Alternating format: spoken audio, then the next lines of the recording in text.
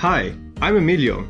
I'm a program manager at Google. Right now, lots of people are looking for ways to learn new job skills. That's why we created Google Career Certificates, an online training program for fast-growing fields like IT support, project management, data analytics, user experience design, and more.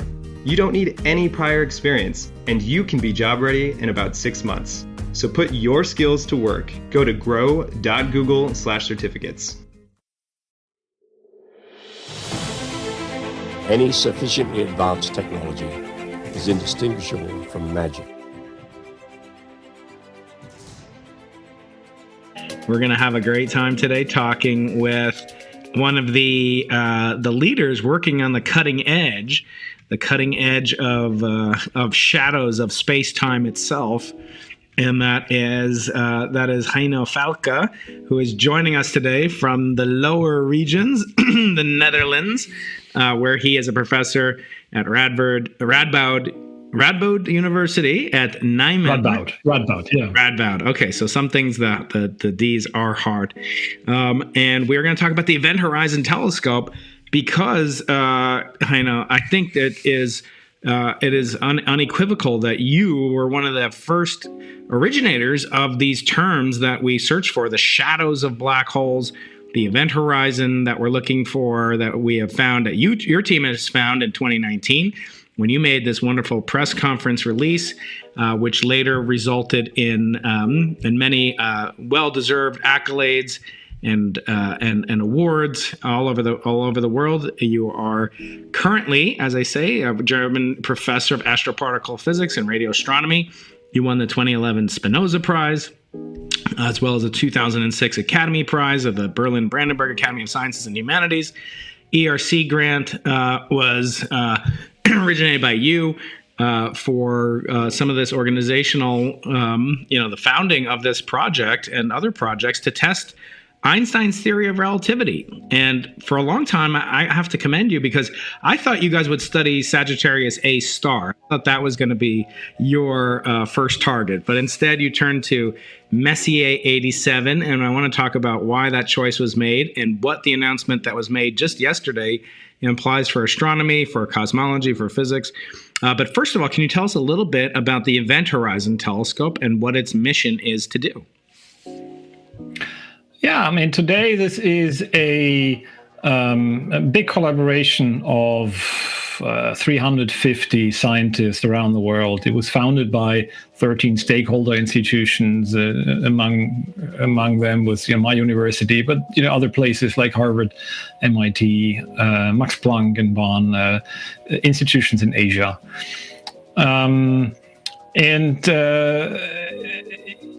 we try to image black holes. We try to see them. And that was my long-term dream, actually, to finally see a black hole. It started all for me 25 years ago when I was indeed looking at the black hole in the center of our Milky Way. And I realized that there's light coming directly from the event horizon, radio light, at a particular frequency. And that was what our models were telling me. And then, people in Bonn were working at this technology, very long baseline interferometry, which, turns the entire Earth into a telescope. And then at some point, I found some old books about, relativity, which described how a black hole, would bend light. And in fact, it amplifies itself. And so what that means is that the dark region, the event horizon, would become actually larger than I had actually thought before. And it would be shined, and our models would tell us you would shine light at it from all directions. And with that self-magnification of black holes, this, what we then later called in this publication in 2000, this shadow of a black hole, would possibly be observable by a worldwide global telescope operating at the highest radio frequency, something that was just in the infancy at the time. But that was such a tantalizing realization that we could be looking into the darkness of black holes and actually resolve that scale. See almost down to the event horizon, where all light disappears, where information disappears. And from then on, we started, working on it. I started working on it, doing a bit more theory, some observations. And then we published this paper in 2000. And then colleagues in the US started to do more experiments, a group of Dolman, developing broadband digital equipment. And in the 2010s, 11, 12, we thought we'd all have to work together to make this happen. There's only one world, and it doesn't belong to just one institution. You have to work together. And if you want it or not, you have if you want to see black holes, you need the entire world. And out of that came the Event Horizon Telescope, which is was a rocky start at the beginning, and now is really gets going and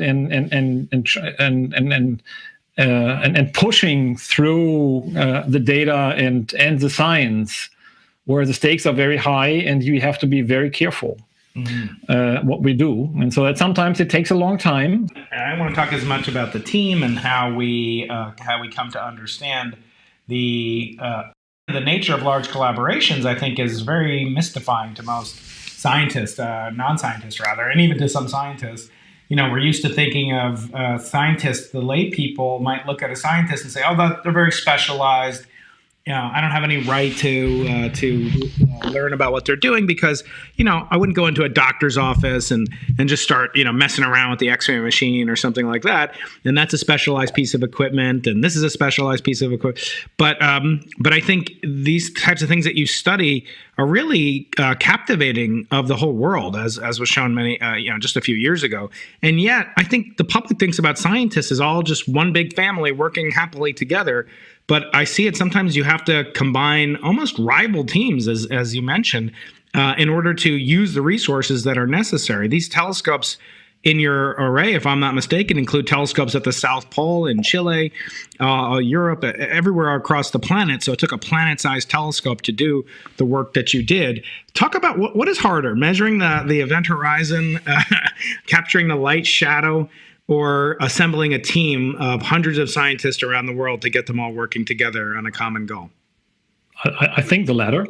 Certainly for most of scientists, we are used to sit behind the computer, do our stuff, sit behind the equipment, make it work overtime, make sure we get the results we have and overcome obstacles. But then there are always annoying other people, right? You have to work with. They always have different opinions. And usually you write your own papers, and then you disagree, and you go to conferences, and then you discuss things, but you do your own thing. Now here you have to agree on what to do, how to do it, and how to publish it, and you have to check each other. But what is a challenge? Sometimes a sociological challenge to egos and individualists as scientists is also a strength in the end, because we only have one world. We can do this experiment only once. We need to make sure we check ourselves. So usually, if you're on your own, you publish a paper, someone else comes, that's all crap, I have a better idea. And then they stand next to each other, and it takes a long time until the community accepts what is correct and who did proper data reduction, who did proper analysis, who had the right models, and so what. Here, as I said, we need the entire world. We only have one group publishing this. So that competition, that checks and balances, we have to build into the collaboration. It cannot be a monolithic one thing, which is just one ruled by one person, and then that's what we do. We have multiple groups, and it became sort of a mantra that almost everything we do at least twice or three times, and now I learned a new word, quintuply, it's 5 times. So in the latest paper where we published this polarization, which tells of magnetic fields around the event horizon, there were 5 independent teams and methods that all agreed with each other.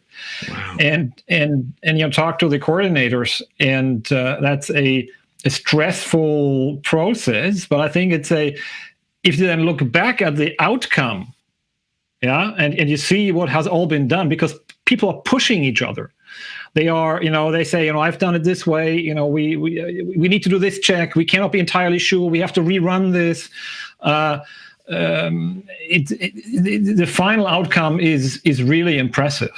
I think what you achieve together in what I call competitive collaboration is so much better than what any individual can achieve. Yeah. It still needs the vision and ideas of individuals and also the egos.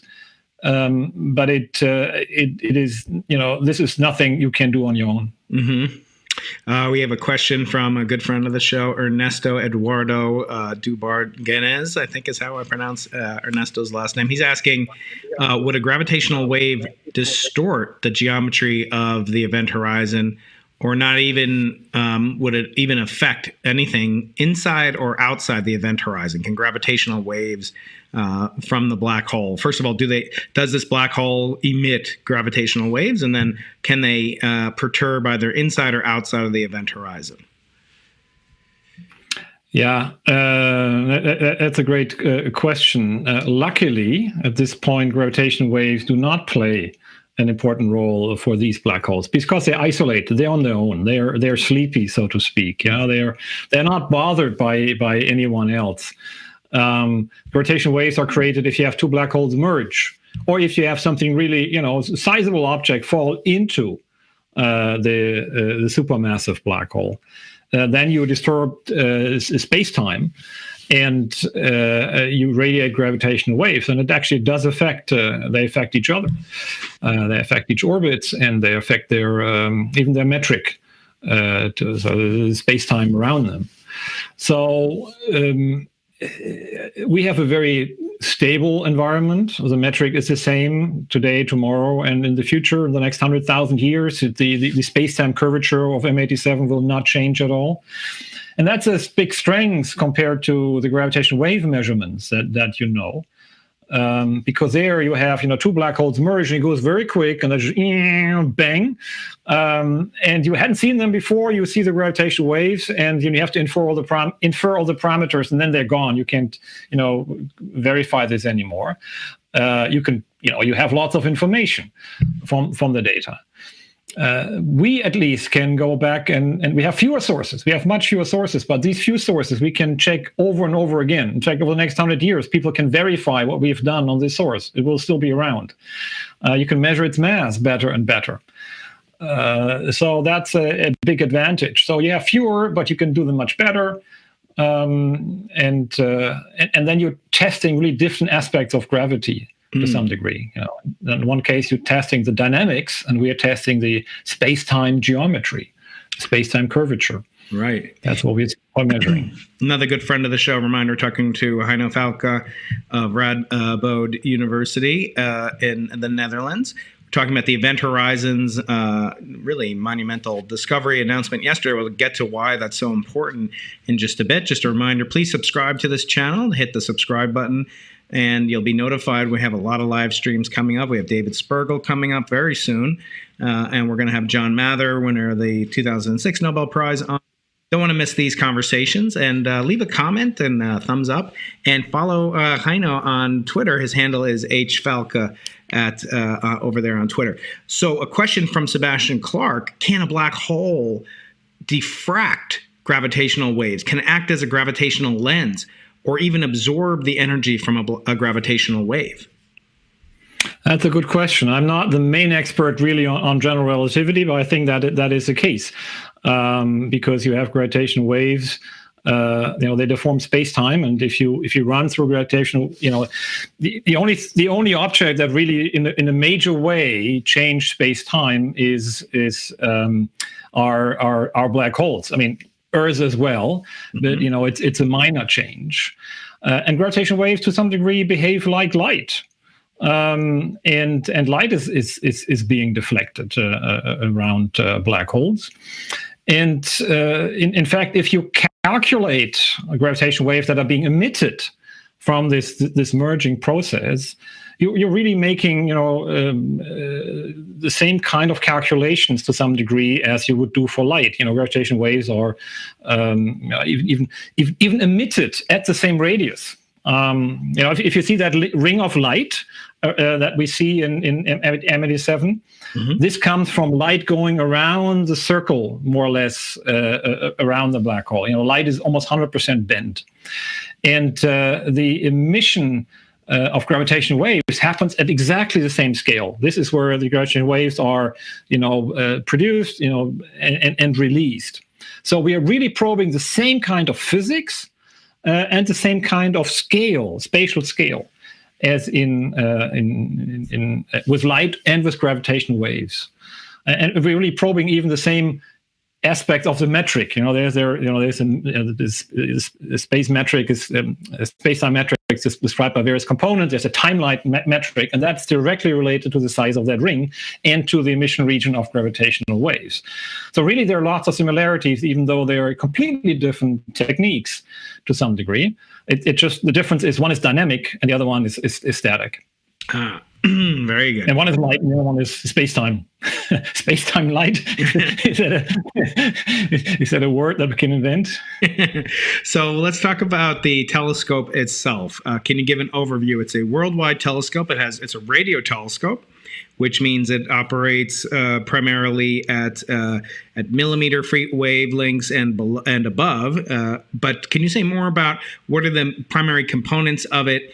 And was this detection yesterday, this announcement yesterday, was this always in the planning, or were you guys kind of surprised by it, or serendipitously found the magnetic fields were robust enough to detect and actually do make scientific measurements with? Yeah, we're using radio telescopes. It's actually a network. So the telescope is a network of telescopes. So it's a telescope of telescopes, a very hierarchical structure, so to speak. And we have, I think you mentioned that before. We used to have 8 telescopes on 6 different locations. Among that, this really giant ALMA telescope. It's $1 billion, €1 billion. A telescope, which in itself consists of smaller telescopes. Yeah, so you have ALMA, which has, I think, 64 dishes, which are combined into one telescope, and then that telescope is combined with all the other 7 telescopes into a worldwide telescope. So really, you're building up that structure from few telescopes to even more telescopes. And you have a telescope in the South Pole, a 10-meter telescope. That's a small telescope, but the South Pole is a very dry and cold region. And millimeter waves that we observe are actually affected by the humidity in the air. So you want to go to a high mountain where it's really dry, and South Pole is actually perfectly suited for this. I myself was initially in Arizona. There's a telescope which used to be a German-American telescope. Now it sort of belongs to Arizona on its own. And then was in Spain. There's a 30-meter telescope in the Pico Veleta. It's just near Granada. You can almost see the Alhambra, and you can see the oceans from the mountains, and you can go skiing next door. It's a wonderful telescope. It's a massive, big telescope. Which usually looks for molecular lines, which looks for dust, for chemicals in the universe. Mm-hmm. And only when you combine it with all the other telescopes, it gets the resolution to see the event horizon. Yeah. So all of these telescopes have their own personality. I always say, and that has gives problems. Also, telescope is only human, after all, right? So it's run by humans. It has its own quirks and problems and properties that need to be taken care of. And then you have to make sure it all works. It works all in synchronization. And you put atomic clocks next to the telescopes to synchronize them. That's still not good enough, because you need to then correct the atomic clocks by looking at actually quasars and black holes in the universe, which actually act as reference points, and therefore you can use them also as to correct your clocks. You need to actually, when you bring the data together later, you need to take into account aspects like, the precise position. You need to be to a fraction of a millimeter. You need to sort of determine the position of the telescopes across the globe. In the initial models, people, measure and take into account continental drift. The tidal waves. I mean, the Earth's breezes. It goes up and down. All these things have been put into these models actually over the last decades. We didn't invent this. We make use of like 40 years or 50 years of work on VLBI that has come to a culmination really in this experiment. So I could go on and on. Talk about the polar wonder, right? The Earth wobbles, and that's something you would see in this VLBI data. Some of this you can calculate sort of Jupiter pulling on the Earth, so the Earth wobbles a little bit. But then there's a 10 meter or 20 meter wobble that's left, and that has to do with the ocean swapping around and the air being on one side a bit more than on the others, or whatever. So I mean, the Earth is pretty round, but at a certain level, everything becomes an egg.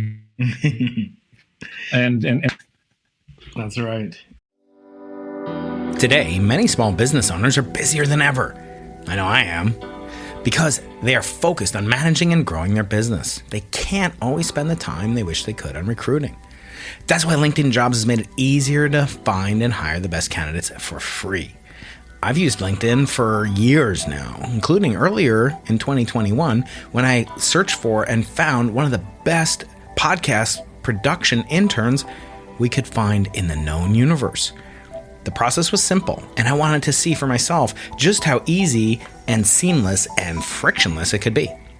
So I urge you to get started by posting your first job ad for free to reach LinkedIn's network of 740 million professionals. You can fill out targeted screening questions to get your role in front of the most qualified candidates with the experience, skills, and motivation that you need. Then it's easy to filter and prioritize the top candidates you'd like to interview. LinkedIn Jobs will help you hire the right person for your role. Did you know every week, nearly 40 million job seekers visit LinkedIn? Post your job for free at linkedin.com/impossible. That's linkedin.com/impossible to post your first job for free. Terms and conditions apply.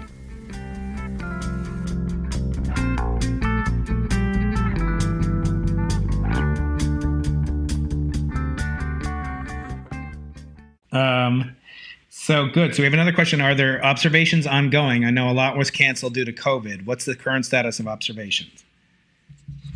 Yeah, good question. I mean, we were extremely lucky. 2017, we had our Annus Mirabilis, a miracle year where everything worked. The weather was fine all around the world. All the telescopes worked, and we got all the data we needed. By the way, I didn't answer the previous question. I have to come back to whether that was prioritization was planned or not.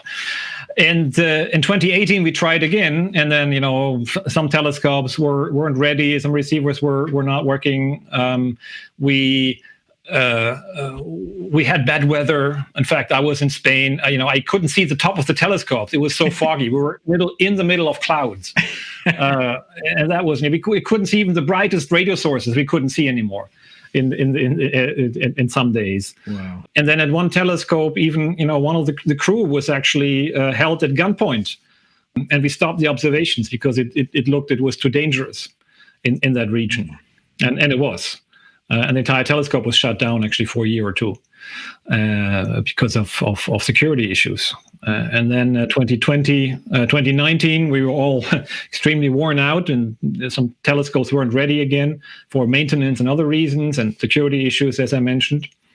And then we were hoping 2020, we're going to observe again.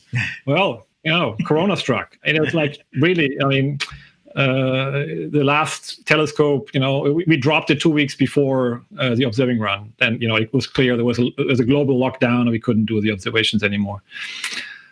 But 2021 looks like it's going to happen in April. Oh, wow. So maybe we're lucky. We have more telescopes now. We have Greenland telescope. We have in France the Noema array by IRAM. It's in the French Alps, a 2,500 meter altitude plateau in the snow. It's a wonderful dish. It's very harsh conditions, but I've gone up there by helicopter. I got a VIP treatment once by them, and you fly up there and you think it's like a James Bond movie, because you're going up the Alps, nothing is there, and then suddenly out of this, on this top of the mountain, you see these 11, by now it should be 12 silver dishes, 15 meter in diameter, with a big building in the center where actually entire dish can be moved into it. And so it's bizarre, but it's taking data for I don't know, 20 or 30 years now. I don't know how old it is now. It's probably in the late 80s it was built. These are wonderful dishes, and each one of them has their own stories and people, and usually wonderful places. Wow. And each of them has different food, right? So if you're in Spain, you get Andalusian food.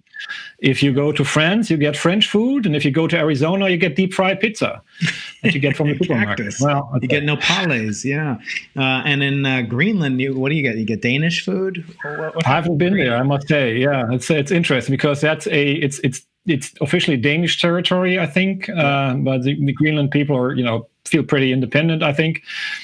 And the telescope is run by our colleagues from Taipei. So. Oh, wow. Oh, so it's really, truly international, even within each. It's very funny. Arizonans running in Greenland and Taipei. So we were going to talk about polarization and the announcement that was made yesterday, and we'll take more questions. Reminder, I'm talking Heino Falke, who's one of the leaders and originators of the idea of looking for light shadows. Isn't that interesting? I always say what I do is interesting because I'm looking for the exposure of gravitational waves on the cosmic microwave background radiation. So we're using waves of light to expose waves of gravity in sort of an old-fashioned film camera metaphor. But you're actually looking for shadows of gravity that are deleting out light, sort of acting as a sink, as a vacuum cleaner for light. And that was one of your main, kind of inspiring ideas way back when, before you even got funding to do this project. So talk about what is polarization. My audience, as you can already tell, is extremely astute. They know a great deal, but there are some non-experts out there. What is polarization of a radio wave, and why does that tell us anything of interest about black holes that we didn't know before? You may actually notice if you go to, if you have a polarized sunglasses, or actually 3D movie. They typically have polarized glasses, which switch on and off in some coordinated fashion. And there's a hidden property of light that it has a direction of oscillation. It's a light wave, and it oscillates in a certain plane. It can oscillate, from left to right, but it can also oscillate up and down. And normal light from the sun is unpolarized. It oscillates. Half of the light is going left, right. The other half is going up and down. And so that averages out. But if you shine light on, for example, glass, it's reflected off glass, then actually light gets a preferred direction. It will be polarized. Only a certain, orientation of this oscillation will be emitted. And the same happens if you actually produce radio emission.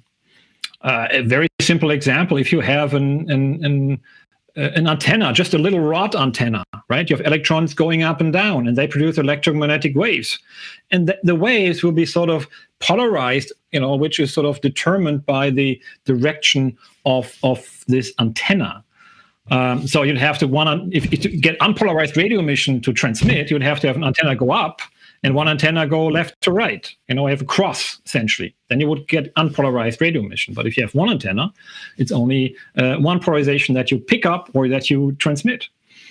And detectors can, our eyes cannot see that. I think some animals can actually see polarization. Yeah, bees can. But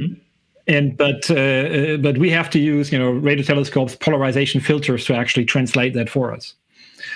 And so radio telescopes can do this. They can split the radio waves up into different polarizations. In fact, they always do. And so this was always in our data and was always planned. It was actually something we always had to take into account. So the only problem, quote unquote, is just to calibrate it properly, to make sure the outcome is right. And that, we had the data since 2018 on our hard drives. But to actually reduce and calibrate it took 3 years, right? And understand everything. It's just because you need to understand every little detail and so forth. So that is a hard part. And what does it tell us about black holes? Well,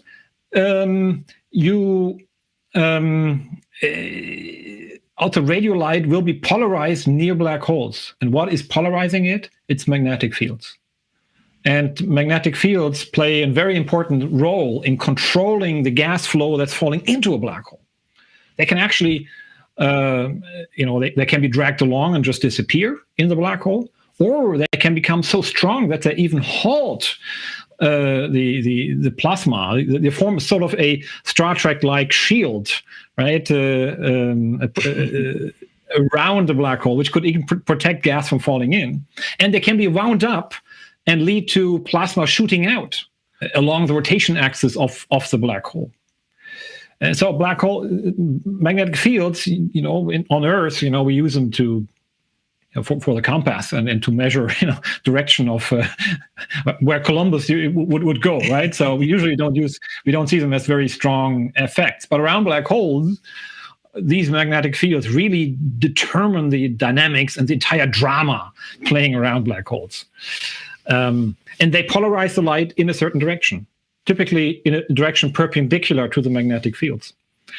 And so the image that we publish shows the polarization of light, the direction where it, oscillates. And sort of the magnetic fields where it comes from is roughly 90 degrees relative to those fine lines that you see in this image. But then there are also relativistic effects and so forth. So the real image in the end is much more complicated how black holes look like. Nothing is simple around black hole. Nothing is simple. But more or less, if you see that polarization, polarized light, you roughly get a feeling where the magnetic fields are and what they're doing. So yeah, one of the properties of black holes, they're kind of like particles. They can have a lot of different characteristics, but actually they're limited to a handful. We have mass, charge, and spin, and black holes can have similar properties, but almost no more, right? Isn't that the so-called no hair theorem of black hole? That they're really kind of fungible in a sense. They aren't that complex in a deep sense. In that sense, black holes are the most boring the most boring objects in space, right? So they have these two parameters, the spin and the mass, and that tells you everything about it, right? But they look, and they don't have hair, as you say, right? So the black holes themselves do not have the magnetic fields, right? So you cannot thread magnetic fields through the event horizon, for example. They go from the inside from the event horizon to the outside, like we have on Earth, right? We have a magnetic field that's generated inside. In the poles, you have these poloidal magnetic fields and goes to the outer space and protects us as well, and connects to the inside. That's not possible in black holes. So if magnetic fields fall into it, the magnetic fields will be cut off and cut off from the rest of the environment. Yet we see those magnetic fields very close to the event horizon. That's anchored in the plasma that's rotating around. It's being amplified. So while black holes cannot have hair, they can have a wig. I like to say, and so they're really surrounded by this hair of magnetic fields, but it doesn't go inside, and that's I think an important thing to understand. What can we learn more? I've had on Lenny Susskind and Sir Roger Penrose and others, and in Roger Penrose's case, he talks about the singularity as sort of the most interesting aspect of a black hole. Lenny Susskind, on the other hand, will say, no, it's what he calls the stretched horizon. It's sort of above the event horizon by a Planck length or something like that. What is the most interesting aspect of a black hole, and what to you personally? And then what kind of future properties of light? We've seen that the light has a spectrum. We know it has polarization. We know it has isotropy or patterns thereof. Are there any other properties that have yet to be discovered? We've seen time variability. You've made. What would be the next? Not the next major discovery, although I hope that you'll clue me in next time there's a big discovery. I'll keep it confidential, I promise. But are there other properties of light or radio waves that can be exploited? Not speaking specifically, but can there other discoveries be made using the capabilities of technology? That was a good try to getting some confidential information out. But now let me start with the last question before I go back to the, I think, more fundamental question you raised at the beginning. Yeah. What actually is, what makes black holes so interesting? Certainly one of the important and maybe long-term goals really is to see whether black holes are spinning. And that can produce a very interesting effect in combination with magnetic fields. In fact, the spin-off black holes will make the space around black holes also co-rotate. And magnetic fields are in that space, and they'll be drawn along. And this way, you can actually transport energy, transport rotationally energy from the black hole to the environment. You can actually slow down the rotation of a black hole through magnetic fields that are threading around it and put it into a powerful plasma outflow. And we are, we think that's what's happening really in M87, at least in our simulations, when we try to explain what we're seeing. The effect that gives at least some significant fraction of the energy to this outflow is actually spin energy from the black hole. That's not the entire story, but that certainly is an important effect. And this is a very fundamental effect that was also, I think, also by Roger Penrose was the first one to describe a process with light, where you can shine light on a black hole. It can actually extract spin energy from a black hole by scattering light in a different way, left or right, around a spinning black hole. So that's a very fundamental thing. Really, isn't that cool, right? You extract energy from a black hole. I mean, this is mighty, battery, right? Yeah, Jan 11, a mighty battery. You just tap into it, and you get a huge amount of energy out, and that's what these supermassive black holes do. And in the very long run, yes, of course, it's this big question: what's really happening at the event horizon? What's happening with information? What's happening really? And indeed, it remains a fundamental question. Maybe the event horizon is totally boring. At least in relativity, when you fall through the event horizon, nothing really exciting happens. It's just you wouldn't even notice really anything happening to you.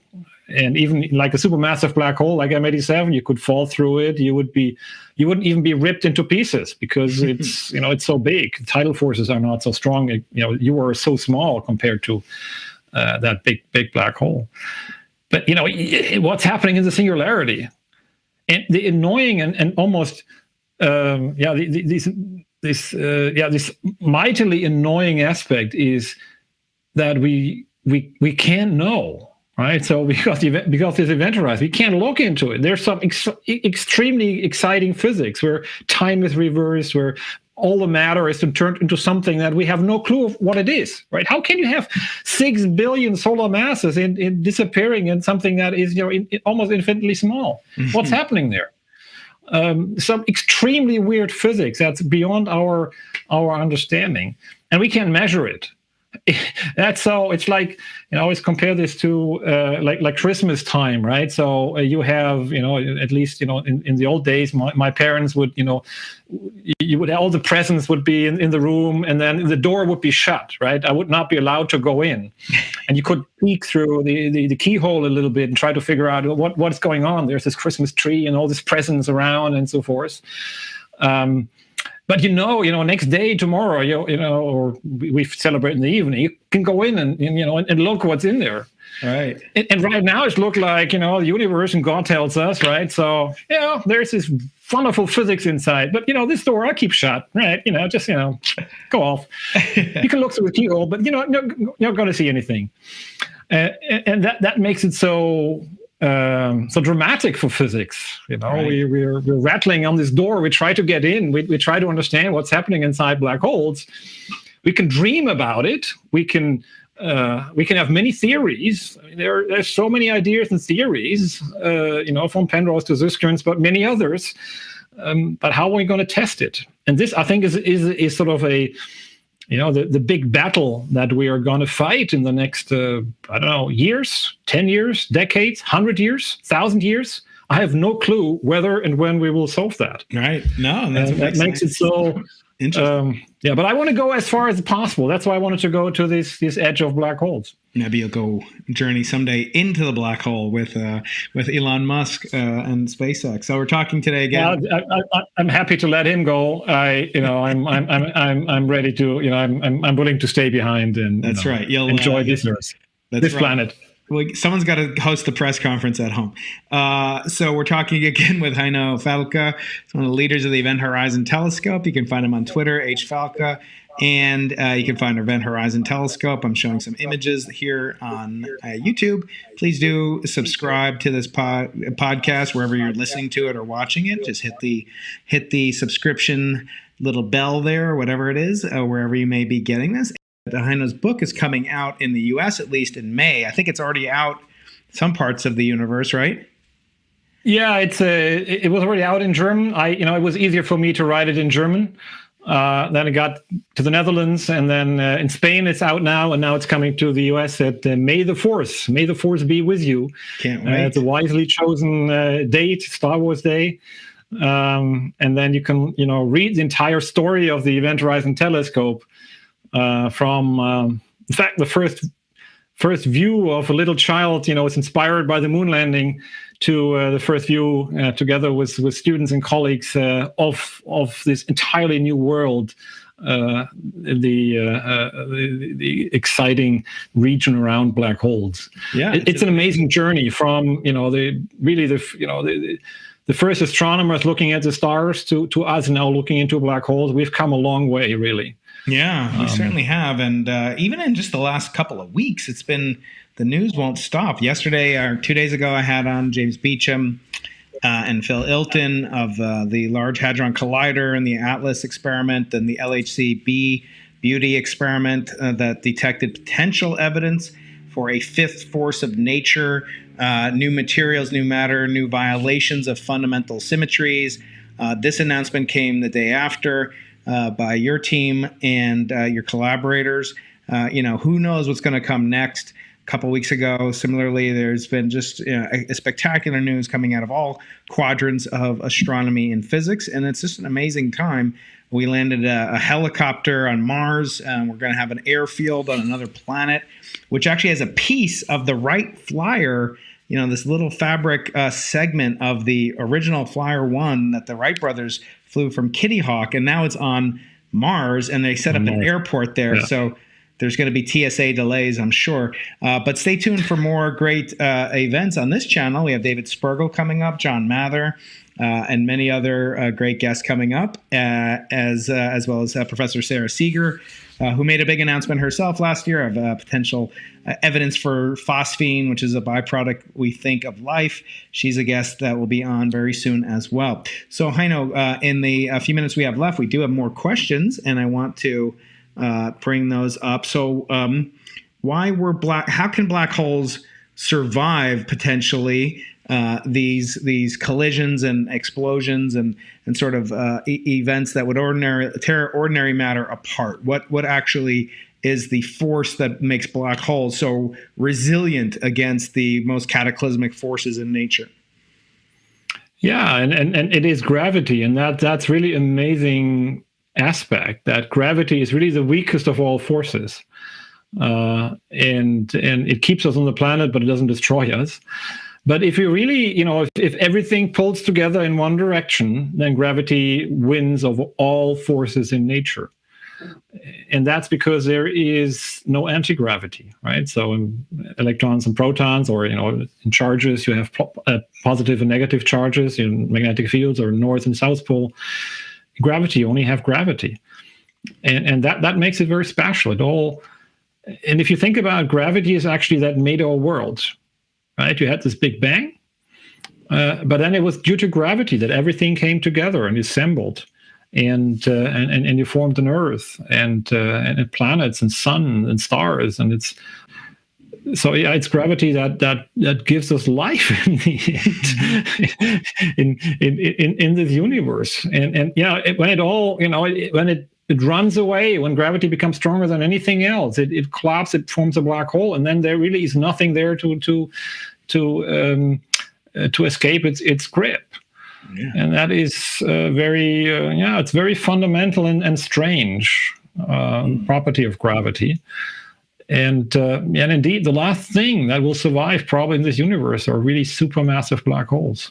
Yeah, I mean, the M87 will live if there's Hawking radiation, M87 will live a staggering 10 to the 97 years. So it's one with 97 zeros. Wow. In this book, I tried to calculate, I thought I tried to explain this somehow in a way that we can comprehend. It was impossible. It was like, if over the lifetime of the universe, you take one proton, one atom out of this universe, okay? Every age of the universe. Yeah. Yeah. And you keep doing this, the universe will be gone faster than this black hole will have disappeared. Yeah, it's just one atom. Gazillions of protons and atoms in this entire universe. And that's right. People want to talk about a supernova that's brighter than the whole galaxy that it lives within, but these black holes have a permanence that Hollywood celebrities can only dream about. Ernesto is asking again, that is entropy not? You said that there's only these two properties of black holes, but he's asking, isn't entropy a property related to temperature of the black hole? That's another distinguishing feature.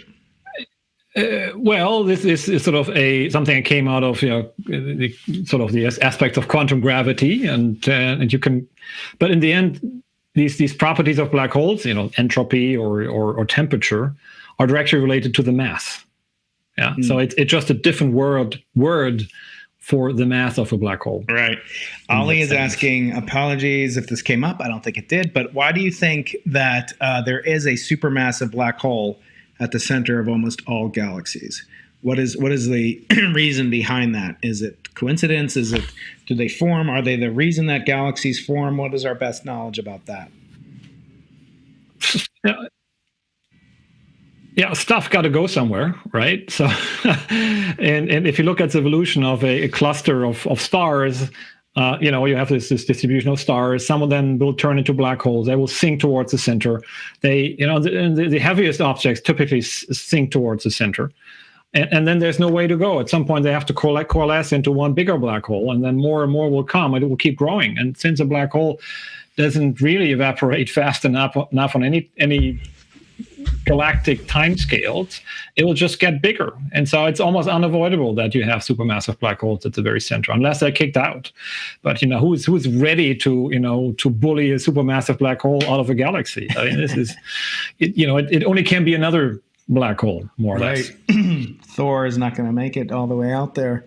And then the next question is more of a host prerogative question. As the host of the Into the Impossible podcast, please do subscribe and leave a comment if you're enjoying this. And if you're new to the channel, give me a thumbs up in the little icons there. So what's next for our galaxy? We saw last year Andrea Ghez and Reinhard Genzel won Nobel Prizes for the work that they did to image the motion and the dynamics of stars near the It's just said compact object at the center of our galaxy. It didn't say supermassive black hole. Exactly. Yeah. What is the prospects for Event Horizon?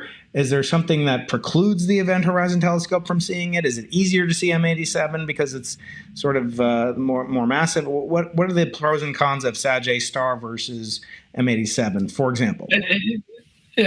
We should be able to see it, right? Eventually, I'm absolutely convinced. That's what got me going initially. That's what we wanted to see. And M87 was sort of a lucky shot to some degree, right? So, and it turned out to be a very good lucky shot because it's a big one.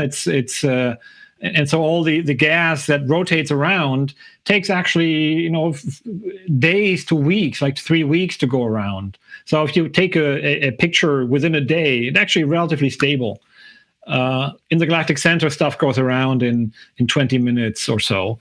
So within a day, it has made many rotations, and so that makes it really hard to image.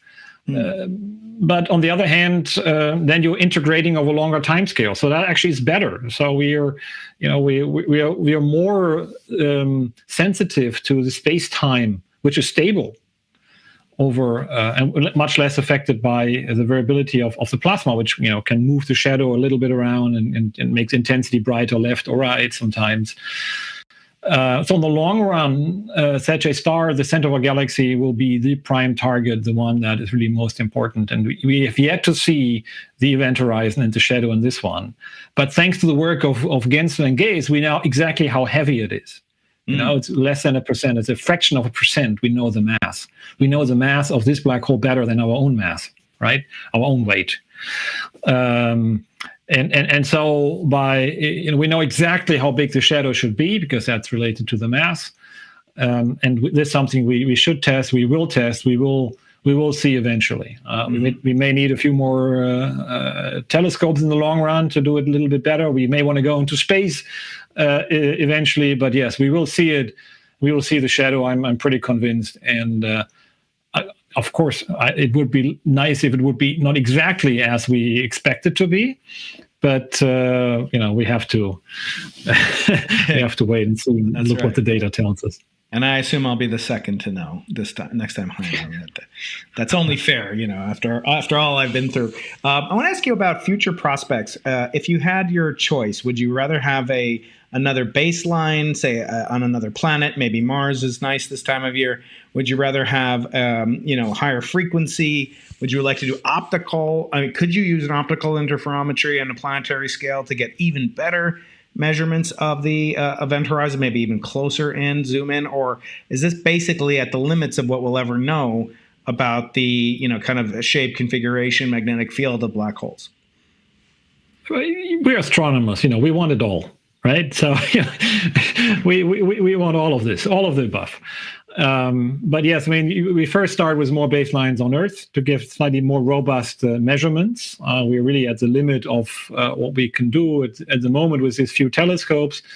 As I said, I'm involved in a project. We're trying to get a telescope into a continent is missing at this moment. And then eventually go to space. And you want to go to higher frequencies as well. The higher the frequency, the longer the separation of the telescopes, the better the image.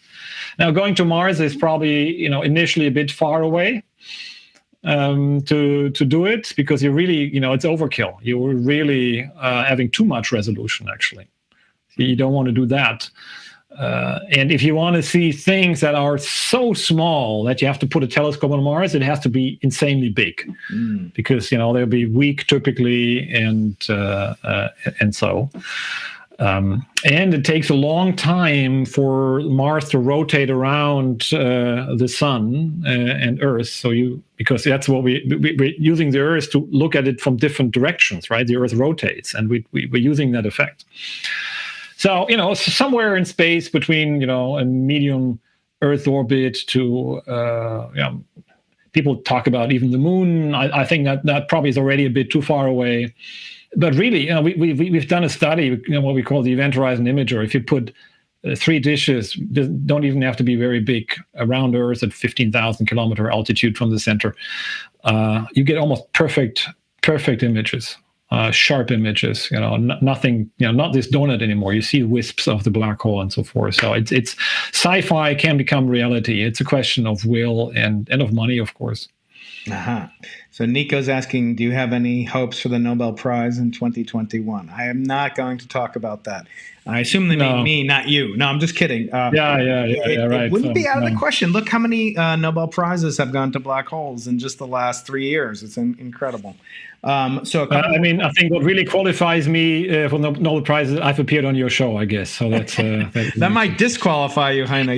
You don't know. I mean, you might know my book about losing it, but I know. Yeah. So last question I have from myself, and then I'll open it up on Clubhouse, on a couple more on YouTube, is are we at the same precipice as for example LIGO? Once LIGO really made convincing discoveries, now it's turned into it has hundreds of discoveries. It's become statistically significant, not just one-off mesmerizing discovery. So I analogize their discovery in 2015, 2016 with your 2019 discovery. When will you get into the kind of just, discovery a day or imaging a day, or will that never happen based on, how exquisitely precise these images have to be and how much time that takes? Will you ever get to the level of statistical measurements, black hole event horizons every day? Yeah, good point. That's what I said before. The gravitational waves, they have many, many sources, but they're gone very quickly. We only have, at this point, 2 sources. All the other ones are too far away or too small. All the Earth is too small, right? So however you like it. On the other hand, it's amazing that the Earth is just big enough, right? So it's just big enough. Right. And normally you could go to higher frequencies and you become more precise. But if you go to the terahertz regime, higher frequency radios, the atmosphere actually shuts off. So we're really, really at the edge of what you can do from the ground. But we can do it well. We can do it better.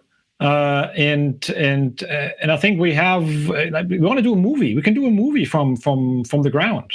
Yeah. But it will remain hard work. It's not that we get just bang, bang, bang, many images. Each of these images will be, I think, a masterpiece and valuable in itself, but it will involve a lot of hard work. And if you want to see, dozens and thousands of black holes, you have to go to the space mission. And that will take a while. So I think every result, every paper that we publish will remain precious for the next couple of years. Yeah, every source, every paper, just like every person is precious on the team, no doubt. I know it's been such a pleasure. I've started to read your book. You were kind enough to send me an advanced copy in English. I requested the German copy. I don't know. I must have gotten. Oh, you did? No, I'm just kidding. I okay, good. I only know one word in German. Is it true that what is the word for ambulance in German? Krankenwagen. Krankenwagen. Yes, that's my favorite word in all of German. Call a Krankenwagen for Keating. I want to thank you for your time and congratulate you and your team on success. As we said at the very beginning, the team and dynamics in human enterprise that is science. We are always thought of scientists as walking Wikipedias or something, but actually the hardest part is to realize we're all human beings. And to coordinate this is really a testimony to you and your team. And I wish you great luck with it. And I want to have you back later this spring once your book is out and available in America, at least. And I'm already really tearing through it, enjoying it. I know we're kindred spirits. I'd like to talk to you in great depth. But for now, it's late there. You have plans for a celebration dinner. I don't want to keep you from that. And we're going to sign off. So please, yes, everybody do look into Heino's book. You can get it on Amazon already. There's a link in the YouTube description. While you're on YouTube, subscribe to the channel. We have, as I said, David Spergel coming up very soon. You'll be surprised how soon he comes out. Sarah Seeger and John Mather, just to name a few. And you can find past videos, Sir Roger Penrose, Frank Wilczek, as well as with Jana Levin and Katie Fries and all these great black hole aficionados. Do not miss it. Heino, thank you so much. Have a wonderful day. Thank you for going into the impossible. Part 1, Part 2 to come. Have a great rest of your day. Okay, that's great. Have a good day. Bye-bye. Any sufficiently advanced technology is indistinguishable from magic. Hello, I'm Stuart Valco, producer of Into the Impossible. If you enjoyed this episode with Professor Brian Keating, please let us know by subscribing, commenting, sharing, and most importantly, rating and leaving reviews. It really helps keep our universe expanding. We appreciate hearing from you and read every review and comment. And we're always open to your suggestions for future episodes. Watch our YouTube channel at Dr. Brian Keating, Dr. Brian Keating, and join our premieres every Tuesday at 8 a.m. Pacific Time for live chats. Follow Brian on Twitter, Medium, and support us on Patreon at Dr. Brian Keating. That's Dr. Brian Keating. For free access to exclusive content, please visit Professor Keating's website and sign up for his informative newsletter at briankeating.com. Into the Impossible is produced with the Arthur C. Clarke Center for Human Imagination in the Division of Physical Sciences at the University of California, San Diego. Eric Viry, Director. Brian Keating, Co-Director. Patrick Coleman, Associate Director. Produced by Stuart Valco and Brian Keating. For more information on the Arthur C. Clarke Center, go to imagination.ucsd.edu.